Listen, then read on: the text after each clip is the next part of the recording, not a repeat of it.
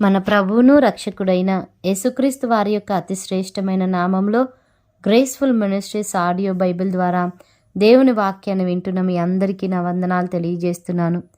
మరి ప్రతి ఒక్కరూ కూడా ఈ ఆడియో బైబిల్ ద్వారా సంవత్సరం లోపుగా దేవుని యొక్క బైబిల్ గ్రంథాన్ని పూర్తి చేయాలని ఆశతో ప్రారంభించినటువంటి ఈ యొక్క ఆడియో బైబిల్ని మరి ప్రతిదినం వింటూ దేవుని యొక్క దీవెనలు పొందాలని, మరి దేవుని యొక్క వాక్యం విని గైకొని వారు ధన్యులన్న వాక్యాన్ని బట్టి మీరు అందరూ ధన్యులు కావాలని కోరుకుంటూ, మరి ఈ దినం 36వ దినం మరి మనం చదువుకుందాం.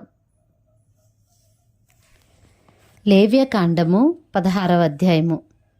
అహరోను 2 కుమారులు యెహోవా సన్నిధికి సమీపించి చనిపోయిన తరువాత యెహోవా మోషేతో మాటలాడి ఇట్లనెను, నేను కరుణాపీఠము మీద మేఘంలో కనబడుదును గనుక నీ సహోదరుడైన అహరోను చావకయుండునట్లు అతడు మందసము మీది కరుణాపీఠం ఎదుటనున్న అడ్డతెర లోపలికి ఎల్లప్పుడూ రాకూడదని అతనితో చెప్పుము. అతడు పాపపరిహారార్థ బలిగా ఒక కోడెదూడను, దహన బలిగా ఒక పొట్టేలును తీసుకొని వీటితో పరిశుద్ధ స్థలంలోనికి రావలెను. అతడు ప్రతిష్ఠితమైన చొక్కాయి తొడుక్కొని తన మానమునకు సన్ననార లాగులు తొడుక్కొని సన్ననార దట్టి కట్టుకొని సన్ననార పాగా పెట్టుకొనవలెను. అవి ప్రతిష్ఠిత వస్త్రములు గనుక అతడు నీళ్లతో దేహము కడుగుకొని వాటిని వేసుకొనవలెను. మరియు అతడు ఇశ్రాయేలీల సమాజం నొద్ద నుండి పాపపరిహారార్థ బలిగా 2 మేకపిల్లలను, దహన బలిగా ఒక పొట్టేలును తీసుకుని రావలెను. అహరోను తన కొరకు పాపపరిహారార్థ బలిగా ఒక కోడెను అర్పించి తన నిమిత్తమును తన ఇంటివారి నిమిత్తమును ప్రాయశ్చిత్తము చేసి ఆ 2 మేకపిల్లలను తీసుకుని వచ్చి ప్రత్యక్షపు గుడారం యొక్క ద్వారం నొద్ద యెహోవా సన్నిధిని వాటిని ఉంచవలెను. అప్పుడు అహరోను యెహోవా పేరిట ఒక చీటిని, విడిచిపెట్టే మేక పేరిట ఒక చీటిని, ఆ 2 మేకల మీద 2 చీట్లను వేయవలెను. ఏ మేక మీద యెహోవా పేరిట చీటీ పడునో ఆ మేకను అహరోను తీసుకుని వచ్చి పాపపరిహారార్థ బలిగా అర్పింపవలెను. ఏ మేక మీద విడిచిపెట్టుట అనే చీటీ పడునో దాని వలన ప్రాయశ్చిత్తము కలుగునట్లు దానిని అరణ్యంలో విడిచిపెట్టుటకై యెహోవా సన్నిధిని దానిని ప్రాణముతోనే ఉంచవలెను. అప్పుడు అహరోను పాపపరిహారార్థ బలియగు ఆ కోడెను తీసుకుని వచ్చి తన నిమిత్తమును తన ఇంటి వారి నిమిత్తమును ప్రాయశ్చిత్తము చేసుకొనవలెను. తరువాత అతడు తన కొరకు తాను అర్పించు పాపపరిహారార్థ బలియగు కోడెను వధించి యెహోవా సన్నిధినున్న ధూపపీఠం మీద నుండి ధూపార్తెడు నిప్పులను తన పిడికెళ్లతో పరిమళ ధూప చూర్ణమును తీసుకొని అడ్డతెర లోపలికి వాటిని తెచ్చి తాను చావకుండునట్లు ఆ ధూపము మేఘము వలె శాసనం మీదనున్న కరుణాపీఠమును కమ్ముటకు యెహోవా సన్నిధిని ఆ అగ్ని మీద ఆ ధూపద్రవ్యమును వేయవలెను. అప్పుడతడు ఆ కోడె రక్తములో కొంచెం తీసుకొని తూర్పు ప్రక్కను కరుణాపీఠం మీద తన వ్రేలుతో ప్రోక్షించి కరుణాపీఠం ఎదుట తన వ్రేలుతో ఆ రక్తములో కొంచెము 7 మారులు ప్రోక్షింపవలెను. అప్పుడతడు ప్రజలర్పించు పాపపరిహారార్థ బలియగు మేకను వధించి అడ్డతెర లోపలికి దాని రక్తమును తెచ్చి ఆ కోడె రక్తముతో చేసినట్లు దీని రక్తముతోనూ చేసి కరుణాపీఠం మీదను కరుణాపీఠం ఎదుటను దాన్ని ప్రోక్షింపవలెను. అట్లు అతడు ఇశ్రాయేలీల సమస్త పాపములను బట్టియు, అనగా వారి అపవిత్రతను బట్టియు వారి అతిక్రమములను బట్టియు పరిశుద్ధ స్థలమునకు ప్రాయశ్చిత్తము చేయవలెను. ప్రత్యక్షపు గుడారము వారి మధ్య ఉండుట వలన వారి అపవిత్రతను బట్టి అది అపవిత్రమగుచుండును గనుక అతడు దానికి ప్రాయశ్చిత్తము చేయవలెను. పరిశుద్ధ స్థలములో ప్రాయశ్చిత్తము చేయుటకు అతడు లోపలికి పోవునప్పుడు అతడు తన నిమిత్తమును తన ఇంటివారి నిమిత్తమును ఇశ్రాయేలీల సమస్త సమాజము నిమిత్తమును ప్రాయశ్చిత్తము చేసి బయటికి వచ్చు వరకు ఏ మనుష్యుడును ప్రత్యక్షపు గుడారములో ఉండరాదు. మరియు అతడు యెహోవా సన్నిధినున్న బలిపీఠమునొద్దకు పోయి దానికి ప్రాయశ్చిత్తము చేయవలెను. అతడు ఆ కోడె రక్తములో కొంచెమును ఆ మేక రక్తములో కొంచెమును తీసుకొని బలిపీఠపు కొమ్ముల మీద చమిరి 7 మారులు తన వ్రేలుతో ఆ రక్తములో కొంచెము దాని మీద ప్రోక్షించి దాని పవిత్రపరిచి ఇశ్రాయేలీల అపవిత్రతను పోగొట్టి దానిని పరిశుద్ధపరచవలెను. అతడు పరిశుద్ధ స్థలమునకును ప్రత్యక్షపు గుడారమునకును బలిపీఠమునకును ప్రాయశ్చిత్తము చేసి చాలించిన తరువాత ఆ సజీవమైన మేకను దగ్గరకు తీసుకుని రావలెను. అప్పుడు అహరోను సజీవమైన ఆ మేక తల మీద తన 2 చేతులు ఉంచి ఇశ్రాయేలీల పాపములన్నీయు అనగా వారి దోషములన్నీయు వారి అతిక్రమములన్నీయు దాని మీద ఒప్పుకొని ఆ మేక తల మీద వాటిని మోపి తగిన మనుషుని చేత అరణ్యంలోనికి దాన్ని పంపవలెను. ఆ మేక వారి దోషములన్నిటినీ ఎడారి దేశమునకు భరించిపోవును. అతడు అరణ్యములో ఆ మేకను విడిచిపెట్టవలెను. అప్పుడు అహరోను ప్రత్యక్షపు గుడారంలోనికి వచ్చి తాను పరిశుద్ధ స్థలంలోనికి వెళ్ళినప్పుడు తాను వేసుకుని నారబట్టలు తీసి అక్కడ వాటిని ఉంచి పరిశుద్ధ స్థలములో దేహమును నీళ్లతో కడుగుకొని బట్టలు తిరిగి ధరించుకొని బయటికి వచ్చి తన కొరకు దహనబలిని ప్రజల కొరకు దహనబలిని అర్పించి తన నిమిత్తమును ప్రజల నిమిత్తమును ప్రాయశ్చిత్తము చేయవలెను. పాపపరిహారార్థ బలిపశువు యొక్క క్రొవ్వును బలిపీఠం మీద దహింపవలెను. విడిచిపెట్టే మేకను వదిలినవాడు తన బట్టలు ఉదుక్కొని నీళ్లతో దేహము కడుక్కొని తరువాత పాలెంలోనికి రావలెను. పరిశుద్ధ స్థలములో ప్రాయశ్చిత్తము చేయుటకు వేటి రక్తము దాని లోపలికి తేబడెను. పాపపరిహారార్థ బలియగు ఆ కోడెను ఆ మేకను ఒకడు పాలెము వెలుపలికి తీసుకుని పోవలెను. వాటి చర్మములను వాటి మాంసమును వాటి మలమును అగ్నితో కాల్చివేయవలెను. వాటిని కాల్చివేసిన వాడు తన బట్టలు ఉదుగుకొని నీళ్లతో దేహము కడుక్కొని తరువాత పాలెములోనికి రావలెను. ఇది మీకు నిత్యమైన కట్టడ. స్వదేశులు గాని మీ మధ్య నుండి పరదేశులు గాని మీరందరూ 7వ నెల 10వ నాడు ఏ పని అయినను చేయక మిమ్మును మీరు దుఃఖపరుచుకొనవలెను. ఏలైనగా మీరు యెహోవా సన్నిధిని మీ సమస్త పాపముల నుండి పవిత్రులగునట్లు ఆ దినమున మేము పవిత్రపరచునట్లు మీ నిమిత్తము ప్రాయశ్చిత్తము చేయబడెను. అది మీకు మహావిశ్రాంతి దినము. మిమ్మును మీరు దుఃఖపరుచుకొనవలెను. ఇది నిత్యమైన కట్టడ. ఎవరు తన తండ్రికి మారుగా యాజకుడగుటకై అభిషేకము పొంది తన్ను ప్రతిష్ఠించుకొనునో ఆ యాజకుడు ప్రాయశ్చిత్తము చేసుకొని నారవస్త్రములైన ప్రతిష్ఠిత వస్త్రములను ధరించుకొనవలెను. మరియు అతడు అతి పరిశుద్ధముగానున్న మందిరమునకును ప్రత్యక్షపు గుడారమునకును బలిపీఠమునకును ప్రాయశ్చిత్తము చేయవలెను. మరియు అతడు యాజకుల నిమిత్తమును సమాజము నిమిత్తమును ప్రాయశ్చిత్తము చేయవలెను. సంవత్సరమునకు ఒకసారి ఇశ్రాయేలీల సమస్త పాపములను బట్టి వారి నిమిత్తము ప్రాయశ్చిత్తము చేయుటకు ఇది మీకు నిత్యమైన కట్టడ. యెహోవా మోషేకు ఆజ్ఞాపించినట్లు అతడు చేసెను. లేవియ కాండము 17వ అధ్యాయము. మరియు యెహోవా మోషేకు ఈలాగు సెలవిచ్చెను. నీవు అహరోనుతోనూ అతని కుమారులతోనూ ఇశ్రాయేలీలందరితోనూ ఇలాగు చెప్పుము. ఇది యెహోవా ఆజ్ఞాపించిన మాట.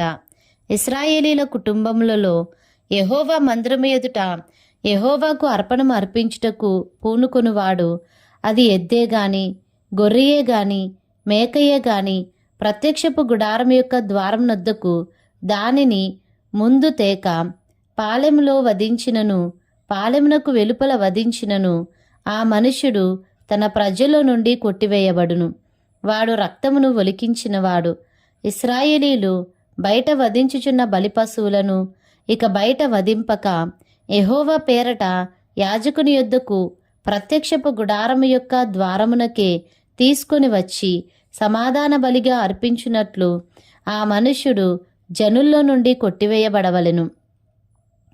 యెహోవాకు ఇంపైన సువాసన కలుగునట్లు యాజకుడు ప్రత్యక్షపు గుడారము యొక్క ద్వారం నొద్దనున్న యెహోవా బలిపీఠం మీద వాటి రక్తమును ప్రోక్షించి వాటి క్రొవ్వును దహింపవలెను.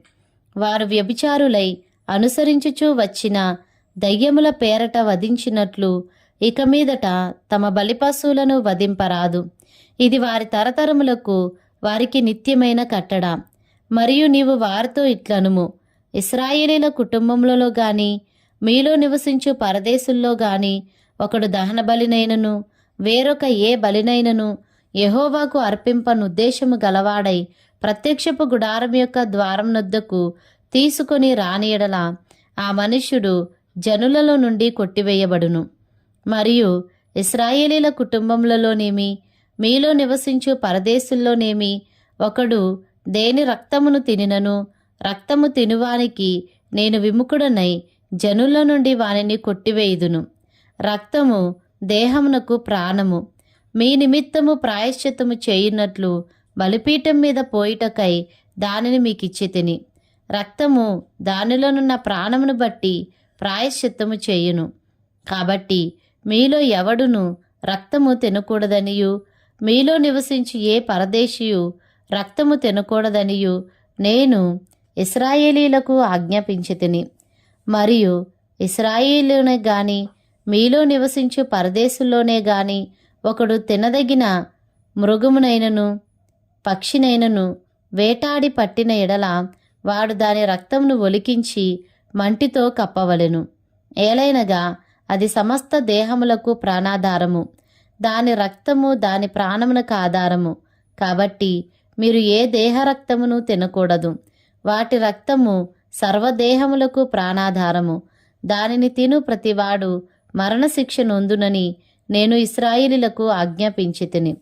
మరియు కళేబరమునైనను చీల్చబడిన దానినైనను తిను ప్రతివాడు దేశమందు పుట్టినవాడేమి పరదేశి ఏమి వాడు తన బట్టలను ఉదుక్కొని నీళ్లతో దేహమును కడుక్కొని సాయంకాలము వరకు అపవిత్రుడగును, తరువాత పవిత్రుడగును.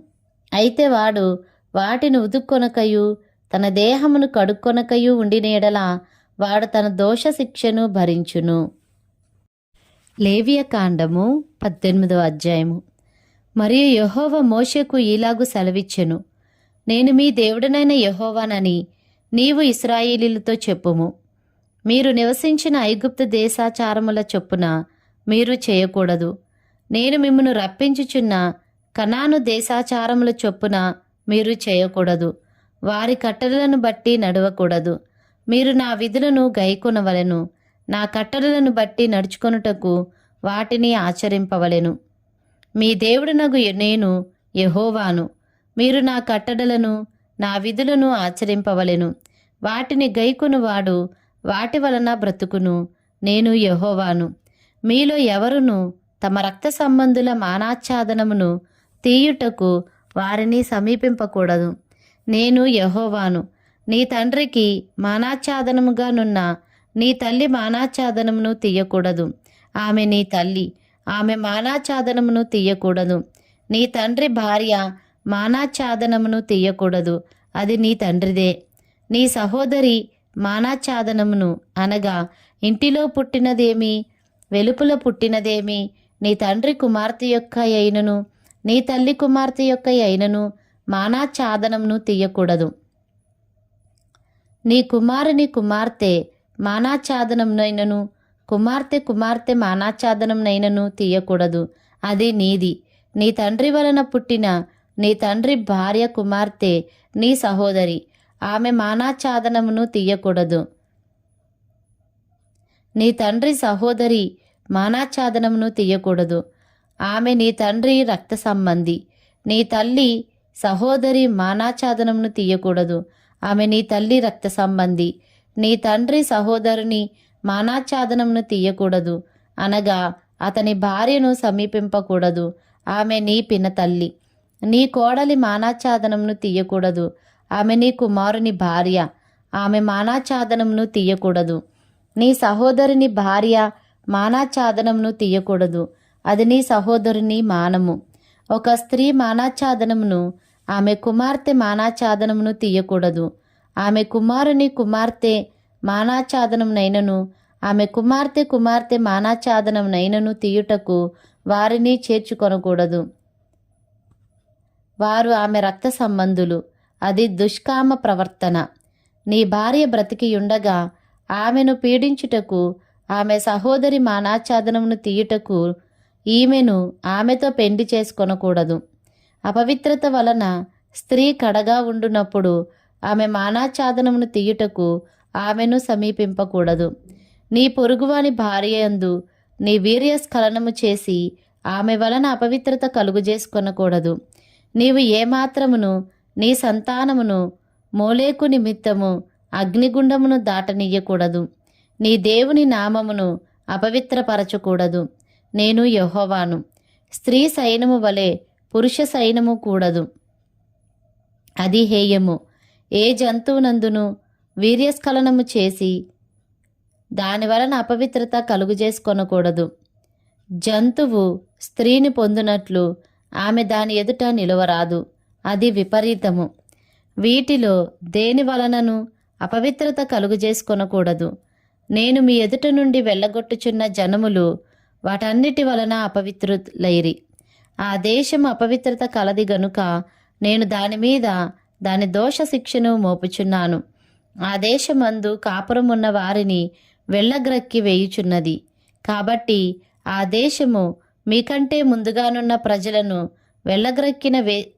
వెళ్ళగ్రక్కి వేసిన ప్రకారము మీ అపవిత్రతను బట్టి మిమ్మును వెళ్ళగ్రక్కి వేయకుండునట్లు మీరు, అనగా స్వదేశీయే గాని మీలో నివసించు పరదేశీయే గాని ఈ హేయ క్రియలన్నిటిలో దేనిని చేయక ఈ నా కట్టడలను నా విధులను ఆచరింపవలెను. ఎవరు అట్టి హేయ క్రియలలో దేనినైనను చేయుదురో వారు ప్రజల్లో నుండి కొట్టివేయబడుదురు. కాబట్టి మీకంటే ముందుగానున్నవారు అనుసరించిన అహేయమైన ఆచారములలో దేనినైనను అనుసరించుట వలన అపవిత్రత కలుగజేసుకొన